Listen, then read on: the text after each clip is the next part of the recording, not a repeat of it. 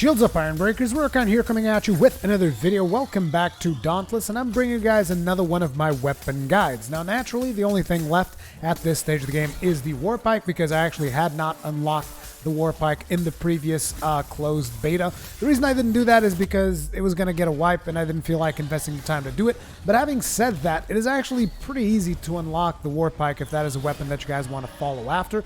So in case you guys are discouraged over the fact that you have to reach Weapon Master level 4, it's not that hard, trust me. So you just have to do a couple of dailies and a couple of weeklies, which, trust me, they actually don't take that much time. And then you craft a couple of weapons, because actually crafting different weapons and upgrading different weapons will actually also level up your Weapon Master gauge, thus allowing you to get to rank 4 reasonably fast and allowing you to unlock this weapon. Now, having said that, you guys might be wondering, okay, Rurikhan, so what is so special about the War Pike? And I'm no doubt you guys will have noticed that the top left-hand side has the special weapon gauge, and the way that the weapon gauge of the War Pike works is whenever you hit a behemoth with attacks, it is going to increase the level of your gauge. Whenever you actually get hit by the behemoth, it is going to lower the gauge. And not only that, but also whenever you are not attacking and not doing anything, the gauge slowly dwindles down. You'll also notice that the gauge has a couple of markers along the way. That is those are essentially checkpoints for your weapon gauge, at which point you can actually bank the energy in your weapon gauge so that you get a projectile. Now, naturally, the higher the gauge is when you bank the projectile, the more damage the projectile is going to deal. So you want to ideally fill up the whole gauge and then bank for a projectile. However, another interesting thing about this gauge is that the more full that gauge is, the more damage you are going to be dealing with your heavy attack. So it becomes a bit of a risk-reward type of deal, considering that whenever you get hit, or whenever you are not hitting the monster, you're essentially losing your gauge, you're essentially losing damage. So you have to decide, okay, do I keep hitting, or do I bank this for a projectile that I can use later? And that's kind of like the balancing act that you're going to be playing with the War Pike.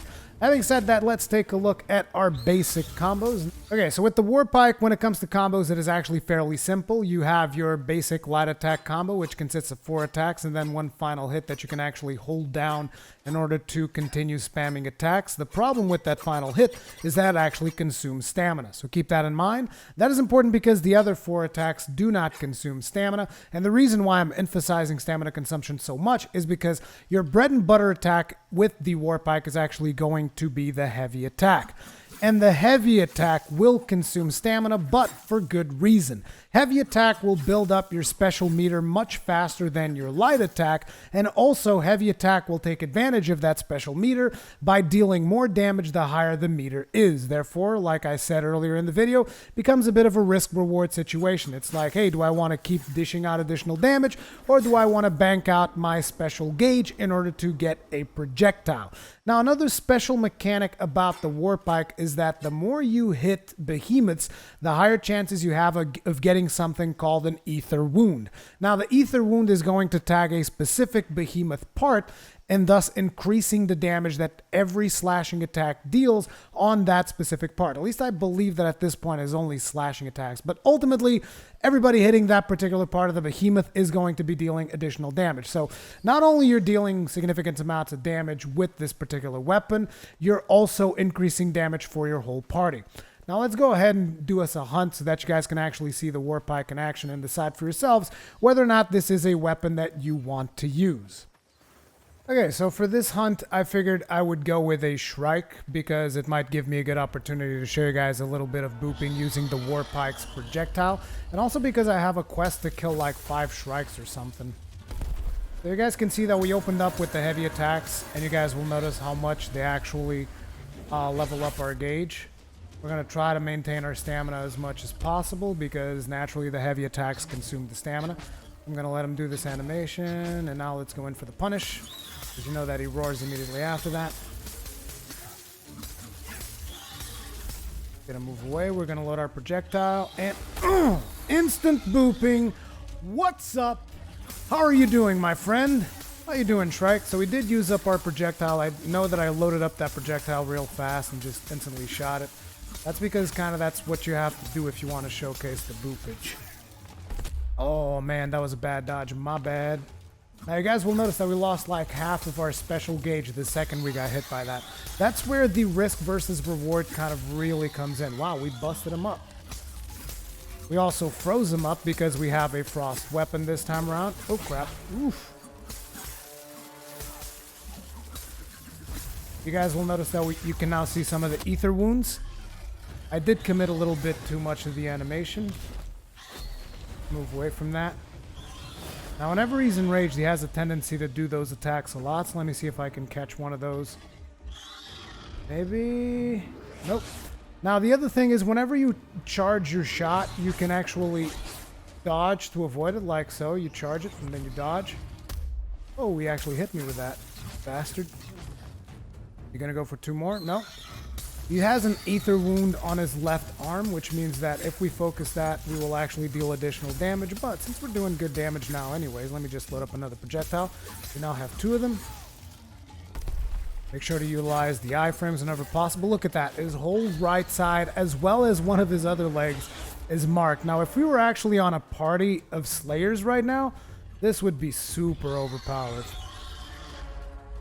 Come on, you gonna do it? You gonna do it? Maybe? Nope. He's gonna do a regular charge. Now he's gonna do that. Why would you do this to me? It's all good. Missed me. Now, one of the things that I don't tend to do all that often is to actually give him the poke. Because the mobility is actually a little bit limited, even though you can do some side hops with the poke, but I don't know, I find that particular attack to be a little bit unintuitive. Maybe I just need a little bit more practice. But then again, the weapon that I really want to dedicate more time into is the axe. Gonna come? Nope. Dodge away. Maintain those projectiles for the boop, is my opinion. What you gonna do? What you gonna do? You looking around? You looking around? You gonna hoot? Oh, missed me. Don't want that either, sir. You're gonna finally do it? Oh. 2 more. 1, 2, and now go in and punish. Our gauge is pretty much at maximum, which means we're gonna be dealing crap tons of damage. It's gonna move away now, potentially for... Nice! We did get hit, but we still got the boop off. I'm still fairly noobish at booping with the War Pike. I do want to get much better at playing axe, which is why probably not going to invest a whole lot of time in this particular weapon, but I did want to show you guys some gameplay, as well as some basic tips as to what you can do with the weapon. Incoming AoE, I should have actually dodged that, but I was being super greedy.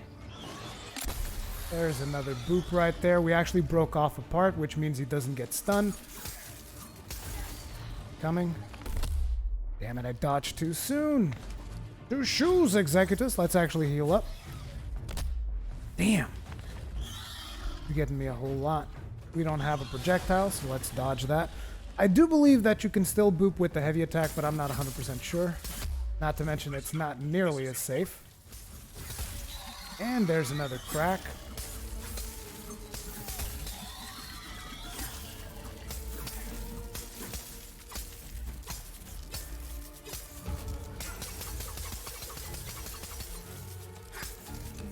Load up another projectile there. We did use the light attack, as you guys could see, just because I wanted to show you a nice little application there. I believe that we probably got off a couple of ether wounds with that, because that's essentially one of the things that that attack excels at, because you just deal so many hits in a quick succession that there's a high probability of you popping an ether wound in there.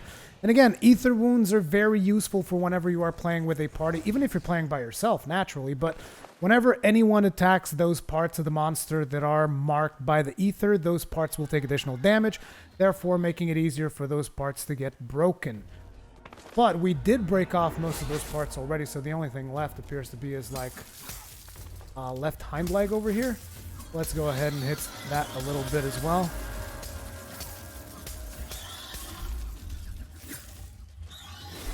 And there's another boop. He was a little bit too close, which means we did get hit, but it was still worth it. Hey, how you doing? You don't look so good. We do have our stamina maxed out, so naturally I'm going to spam the heavy attack. And now we have the special gauge filled, which means we're going to be dealing just that much more damage. Get that dodge going, and now let's attack some more.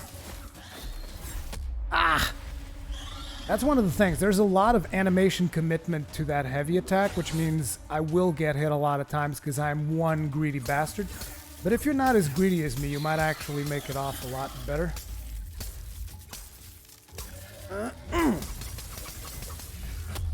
Damn it, we still got hit. I'm still going to load up a projectile. Or at least I'd like to, but I got the delayed animation there. Can we get it off? Gonna do the flyby. No? Okay. Gonna do that one, so that is gonna allow us to actually fill up a little bit more because it's gonna roar immediately after. How you doing, dude? Let's load up another projectile, and nope. Remember, you can always cancel this with a dodge, so that you don't actually waste your projectiles if you don't need to shoot them. Having said that, you don't need to save them for the booping. I'm just doing that because I'm playing solo. But if you were with the party, you could just hit the behemoth with this. Like this. Oh, wait. Damn it. For some reason. Messed up that. But you can basically just power up a shot and blast them in the face. That's still 800 damage. Still pretty sweet. Coming. Nope. He's going to do an attack there. He's not really going to go for the charge. Dodge away!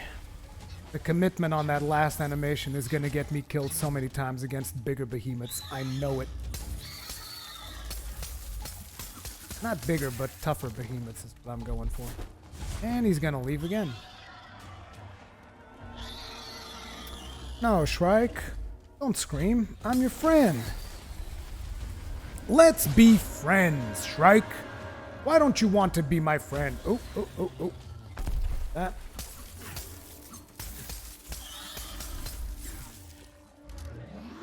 Oh. I always do that against the Shrike because there's always the possibility that he's going to go for the swooping attack. They're actually low on stamina, so they're going to go for those light attacks. Load up. You're not going to get over here, so now you're going to get punished hard. Okay, now that might hit me. Ooh, the feign. Did you guys see that feign? I believe that that was actually something they didn't have that the very first time that I fought the Shriek, so that's actually something they patched into his AI. Which I find really cool because they're like, oh, players are booping the monsters a lot, so we should probably patch in something to counter that.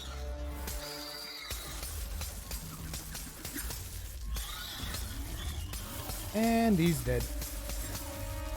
But anyways, ladies and gentlemen, that is the War Pike, which is actually a weapon that has considerably more depth than I initially gave it credit for, and it is also a weapon that brings a significant contribution to your team, making it easier for everyone to break parts off of a monster. Therefore, this is a weapon that I actually have a lot of respect for, and I wasn't really expecting that, but I really ended up liking overall what the Pike does, but still, my favorite weapon is still the axe.